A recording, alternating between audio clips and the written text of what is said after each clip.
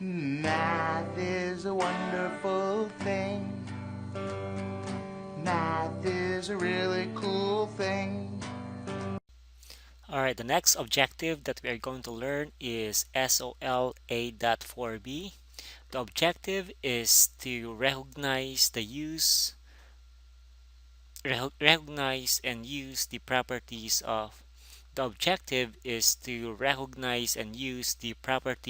real numbers. So first property that we are going to discuss, or the first property that we are going to recall are the identity properties. First, we have additive identity. What do you need to add to get the same expression? So this is actually adding 0. So whenever you add 0, you are using additive identity. Here are some of the examples. Here I have a quantity 2 plus p added to 0. The result will be the same expression, 2 plus p. 0 plus a negative 6 will give us the same number, negative 6. Next identity property is the multiplicative identity. What do you multiply to get the same expression? You have to multiply 1. 1 is our multiplicative identity. Any number multiplied to 1 will give us the same number. 7 times 1 equals 7. 1 times 9 equals 9. We also have 2p times 1 will give us 2p. Next, inverse properties. Additive inverse, or the opposite sign. A plus a negative a will be equal to 0. The sum of any number and its opposite, we call it additive inverse, is always equal to 0. So if you're adding 6 and a negative 6, it will be equal to 0. Negative x plus x is equal to 0.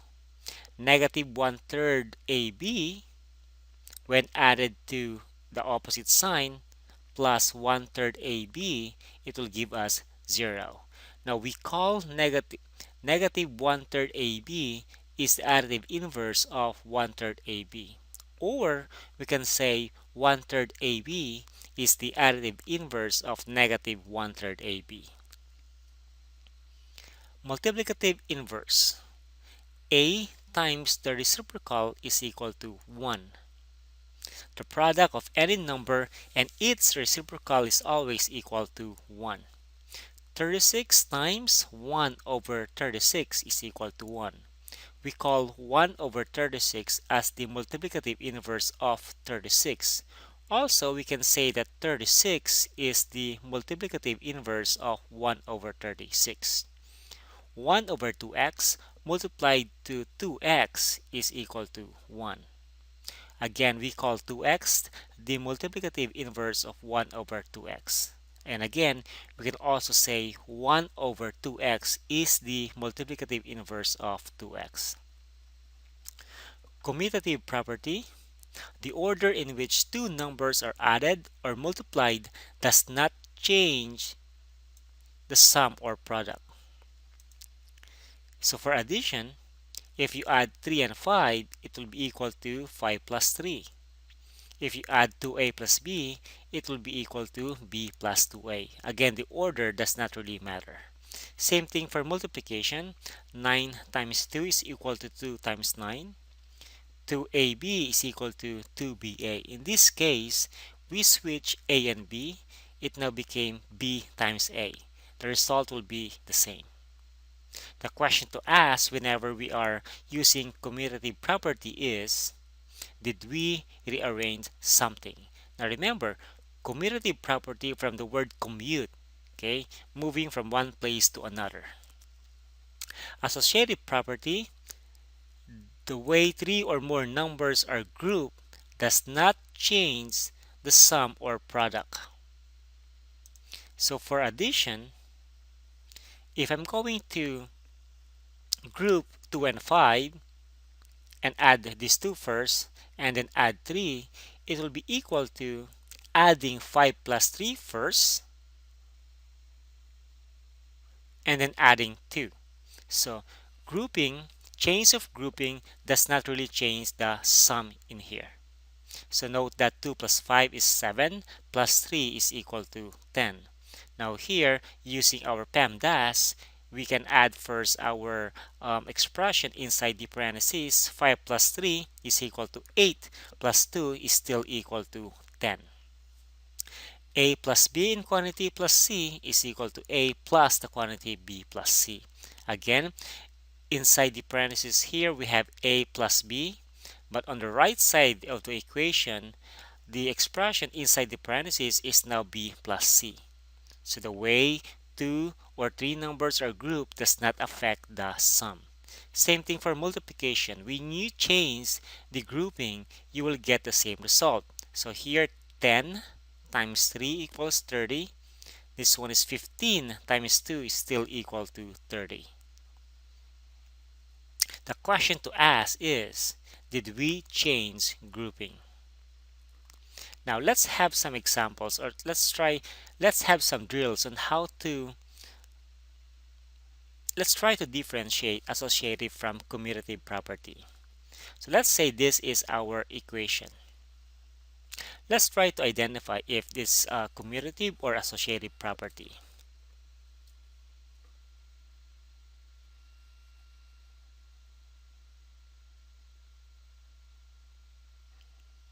Okay, so here's my hint. You always check if we satisfy commutative property first. How? Just read the numbers aloud. If we have here 253, I don't have any more 253 here. Therefore, there's a change of order. So probably the answer here will be either A or B. Okay, we can cross out associative property because here inside the parentheses I have 2 and 5 together. On the right side of the equation I have 5 and 2 together. So I have the same two numbers, 2 and 5, inside the parentheses. So there's no change of grouping, but there's a change in the order. Look, 2, 5, 3. I don't have any more 2, 5, 3 here. So it's either A or B. Now we have to decide between addition or multiplication. Now note that there's a change of order between 2 and 5. Now what is the operation between 2 and 5? The operation is actually multiplication. This is the operation between 2 and 5. The two numbers that we rearrange. So that will be the operation that we have to use. Commutative property of multiplication.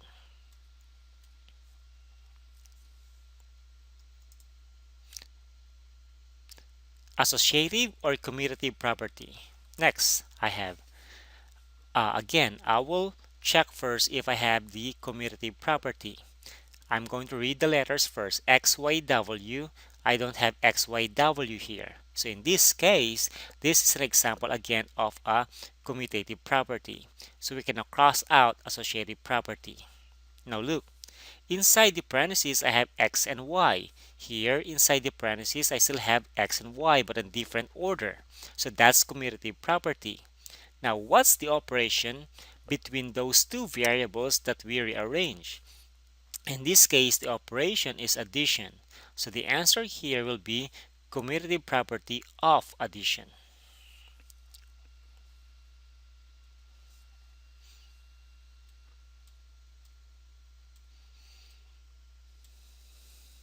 Okay, again, let's check if we have commutative property.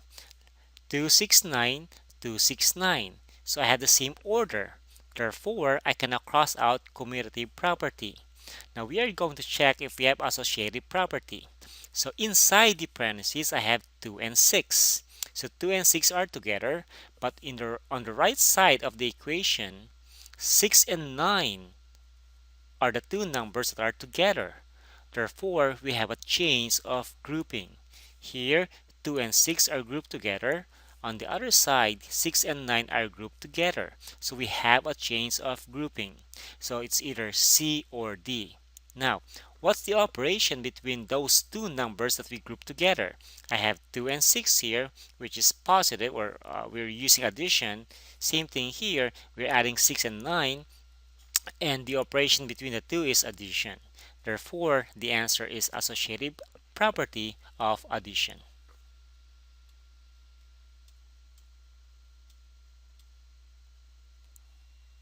Okay, again, let's check if we have commutative property here. So I'm going to read the letters. X, Y, W.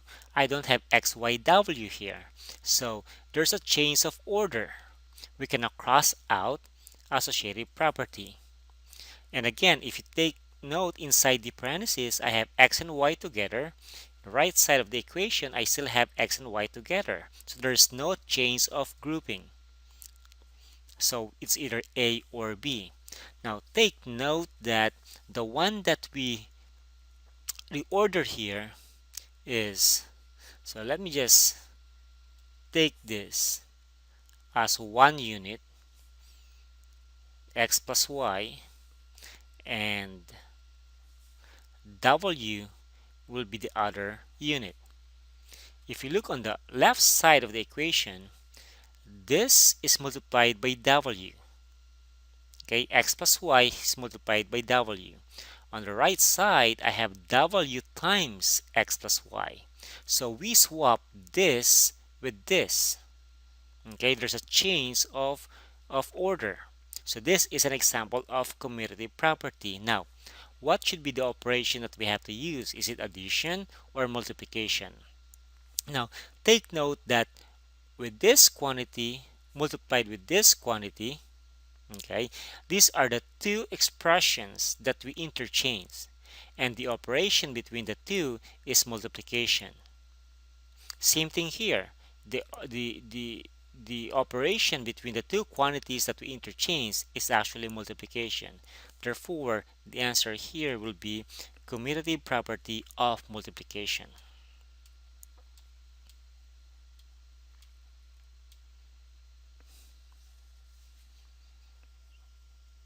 Okay, this is very similar to the previous problem.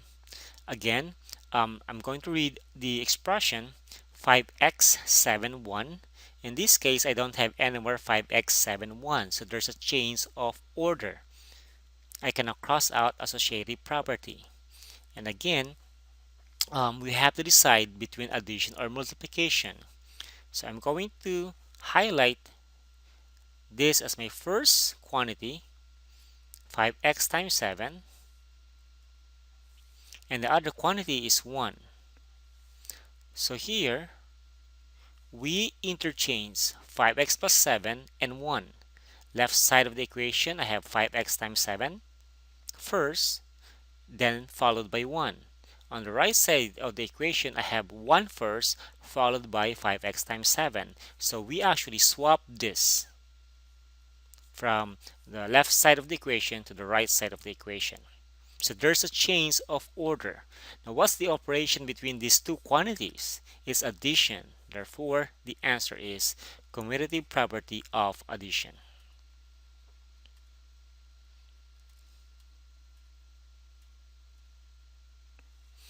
Alright, next. I have 5, 7b1, 5, 7b1. So the order did not change. Now, I cannot cross out commutative property. Now let's check if there's a change of grouping. Inside the parentheses, I have 7b and 1. On the right side of the equation, the expression inside the parentheses are 5 and 7b. So there's a change of grouping here. Here, I have 7b and 1. On the right side, I have 7b and 5. Okay, two different expressions here, 7b and 1. On the right side, I have 5 and 7b. So there's a change of grouping. Now, what's the operation between the expressions inside the parentheses? I have addition, I have addition. Therefore, it should be associative property of addition.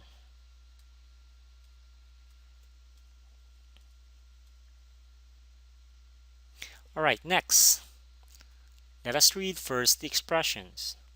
I have 10z for x3y. Do I still have 10z for x3y here? Not anymore. Therefore, there's a change of order. Okay, I cannot cross out associative property. Again, if you check inside the parentheses, we have 4x 3y inside the parentheses, and I have 4x plus 3y inside the parentheses here. So there's no change of grouping. So, but there's a change of order. Again, I have 10z here first, followed by 4x and 3y. But here, I have 4x plus 3y first, followed by 10z. So, this is my first quantity, 10z, and our second quantity is 4x and 3y. 4x and 3y. If you notice, it's like swapping 10z with the 4x and 3y, and 4x plus 3y went here.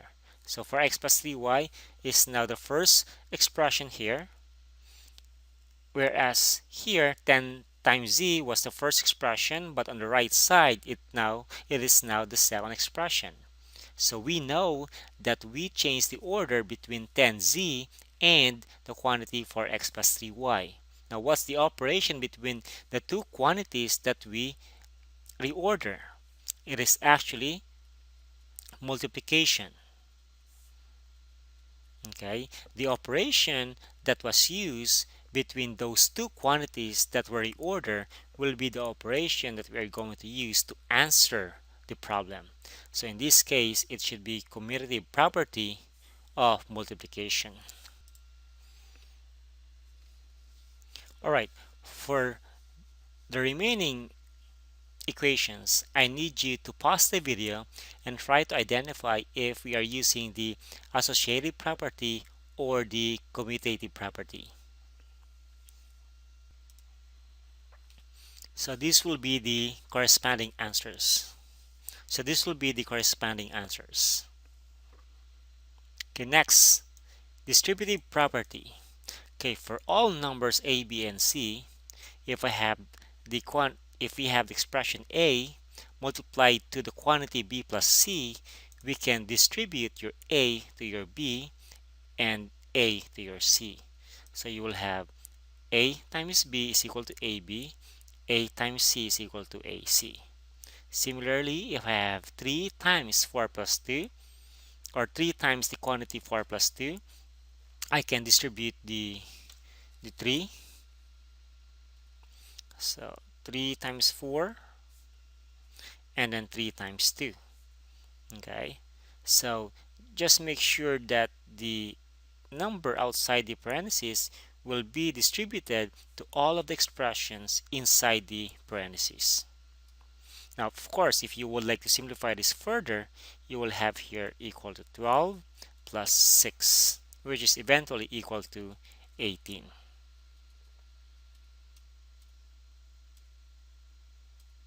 Another example, 3 times 4, again distribute 3 to 4, that's equal to 3 times 4. Just copy the operation here, which is minus, then 3 times 8 is equal to 3 times 8.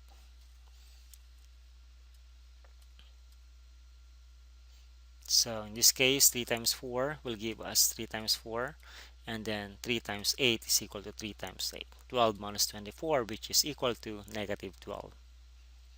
Again here, 3 times x, and then we do 3 times negative y if you wish.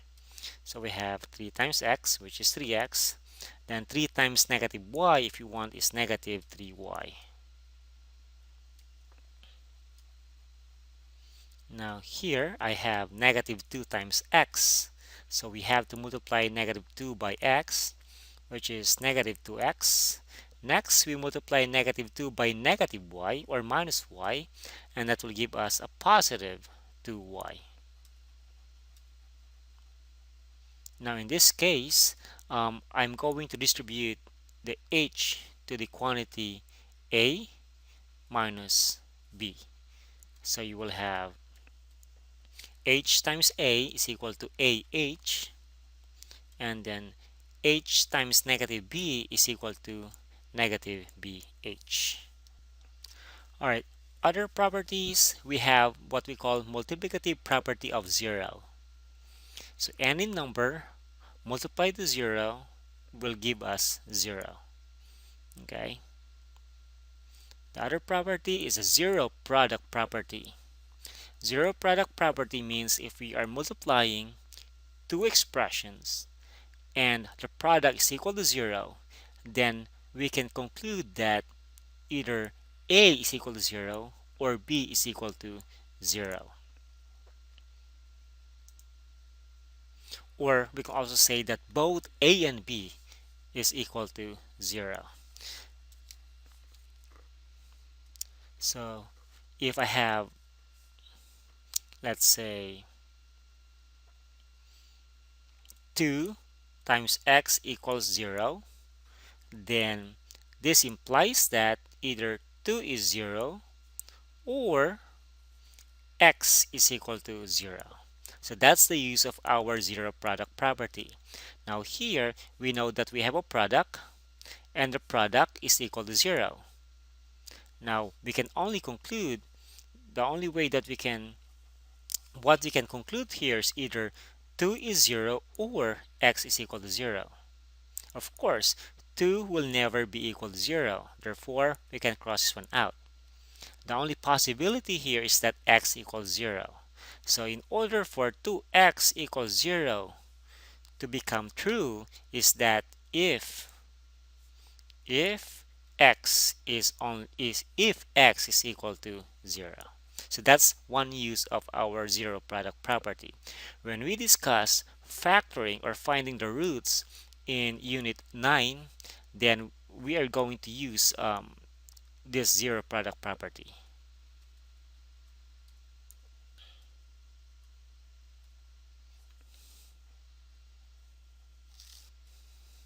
Next properties. We have here properties of equality.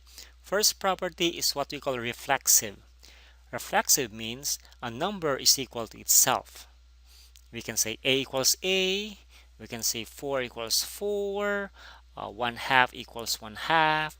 So any real number, a number is equal to itself. So that's reflexive property. Next property of equality, symmetric. Symmetric is like reading an equation backwards, does not change its meaning. So if we have x equals 10, this is the same thing as 10 equals x. If we say x equals 10, we can also say that 10 is equal to x. Symmetric. So this is the general definition of symmetric. For any real numbers a and b, if a equals b, then we can also say that b is equal to a. If 4 equals 2 plus 2, then we can also read this as 2 plus 2 equals 4. If x equals 5, then we can also read this as 5 equals to x. So that's the use of symmetric property. If a plus b equals 3, then we can also say 3 is equal to a plus b. The best way to identify if we are using symmetric property is that the left hand side portion of the equation will become the right hand side part of the equation on the then statement. So symmetric consists of two statements. We have the if and we have the then. The if portion, the left hand side of the equation will now become the right hand side of the equation in the then statement. And then the right hand side equation on the if statement will become the left hand side equation on the then statement. So it's like swapping the a and b. Okay. Now what's the difference now with the commutative property that we learned earlier? If symmetric property is the same thing as swapping or changing the order. Now here's the difference between symmetric and commutative property. So for symmetric, we are just exchanging the left hand side by the right hand side and the right hand side of the equation by the left hand side.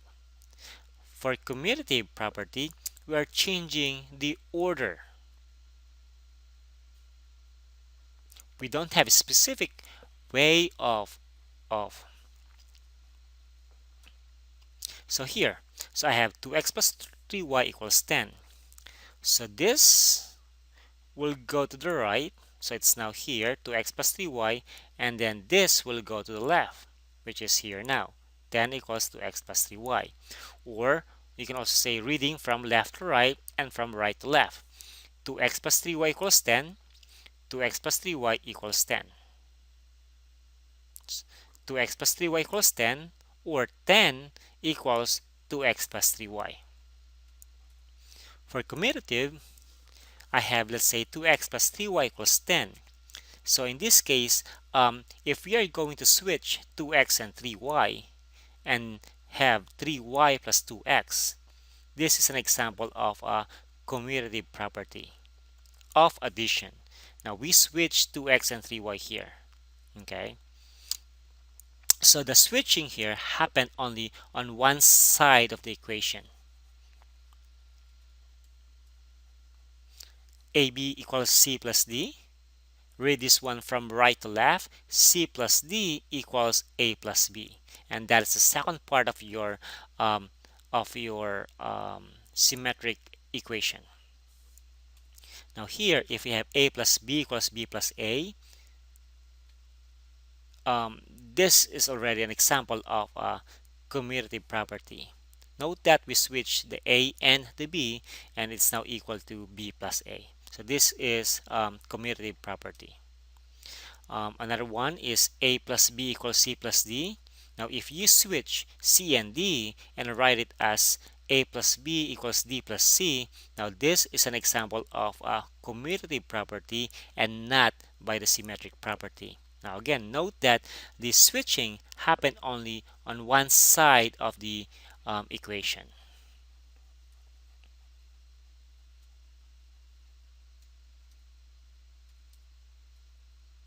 Now transitive property, if A equals B and B equals C, then we can say that A is equal to C. Should make sense because if A is just equal to B and B is equal to C, then we can say that your A here is equal to C. A equals B, B equals C, then A should be equal to C. So that's what transitive property is. Example, if a dollar sign is equal to heart and heart is equal to smiley face, then we can say that the dollar sign is equal to a smiley face. So dollar sign equals heart, heart equals smiley face.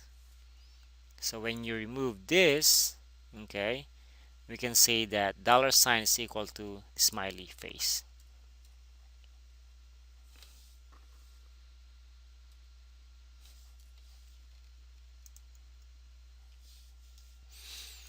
Next, substitution property. If A equals B, then A can be replaced by B. So for example, if I have the quantity 5 plus 3 times x is equal to 8x. In this case, we replace the 5 plus 3 by 8. So that's an example of a substitution property. 5x plus 2y equals 5 times 3 plus 2y.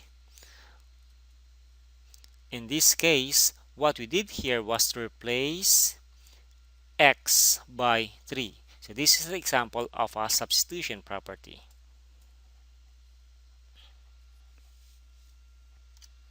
From the previous video, if we are evaluating an algebraic expression, we are actually using the substitution property here. So in this case, we are replacing x by negative 10 and y by 2. So when you replace x here by negative 10,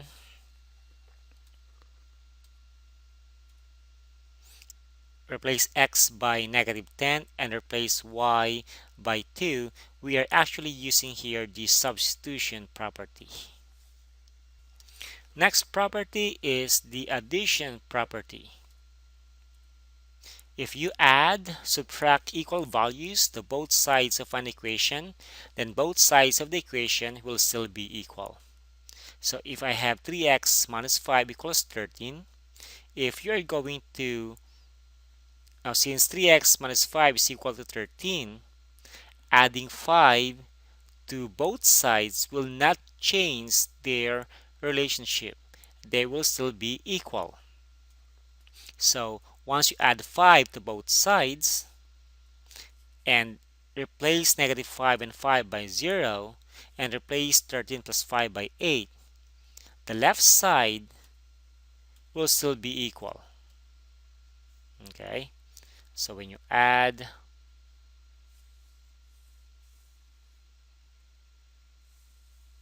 So when you add 5 to both sides, note that the left side will still be equal to the right side. So when you add 5 to both sides, the left side will still be equal to the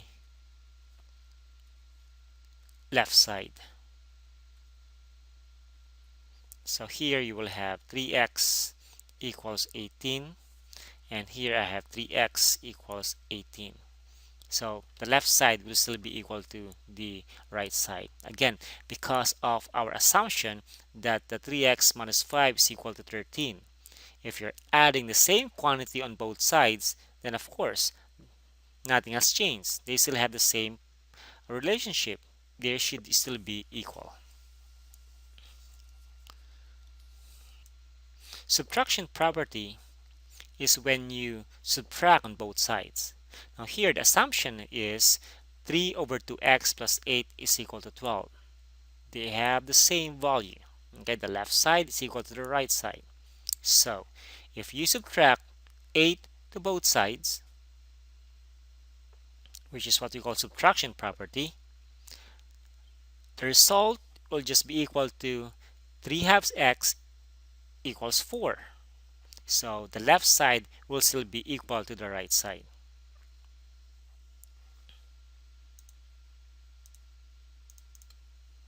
Multiplication property. If you multiply equal values to both sides of an equation, then both sides of the equation will still be equal. So if I have 3/5 x equals 9, multiply both sides by the same number, 5 over 3 to both sides, then the left side will still be equal to the right side. The relationship will not change. Same thing with division property. If you divide both sides by the same number, in this case, the assumption was 18 is equal to 3x. So if you divide both sides by 3, the left side will still be equal to the right side. Math is a wonderful thing. Math is a really cool thing.